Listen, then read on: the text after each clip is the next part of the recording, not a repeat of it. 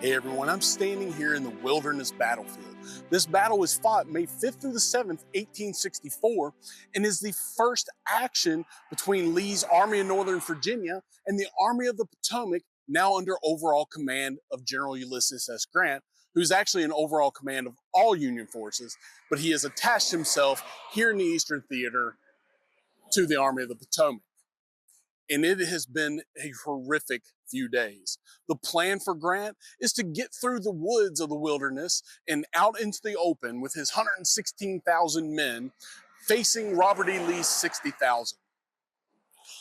Lee will intercept him here in the wilderness. The fighting will start over at Saunders Field, where the 140th New York will suffer massive casualties as they are unable to dislodge Ewell's men. The fighting will continue across several farmlands, the Chewing Farm, the Tap Farm. These places, now renowned with this battle, will see great, horrific things. The Confederate Army here on the right flank, after lots of fighting, hand-to-hand combat, will begin to break.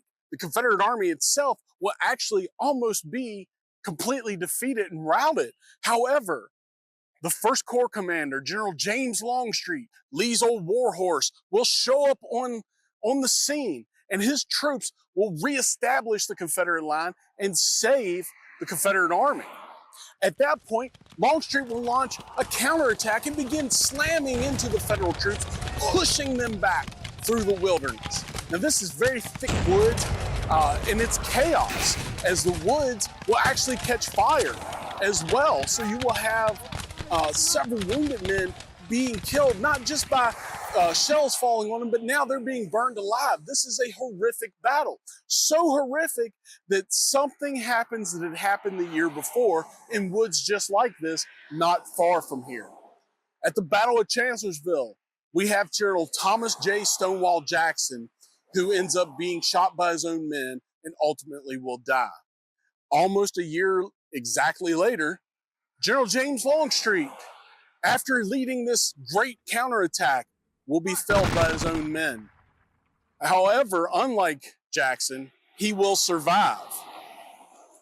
But by the time Robert E. Lee realizes that this attack has slowed, it's too late for him to revive it, and the opportunity for the victory that could have been over Grant's army has passed. Now, what ends up happening is that Grant, rather than retreating, technically you could call this a Confederate victory, a Union defeat. Rather than retreat, Grant is going to move south. This will boost the morale of the Federal forces. They haven't done this before.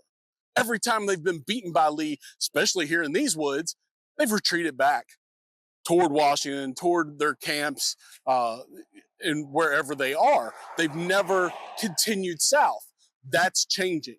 Grant makes a statement at one point saying he is tired of hearing what Lee is going to do to them. He wants to know what they are going to do to Lee.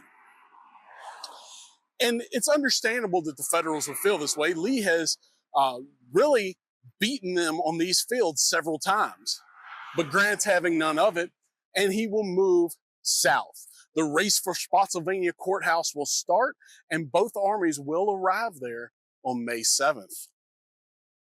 This is a very interesting battle. This is the opening salvo of the Overland Campaign.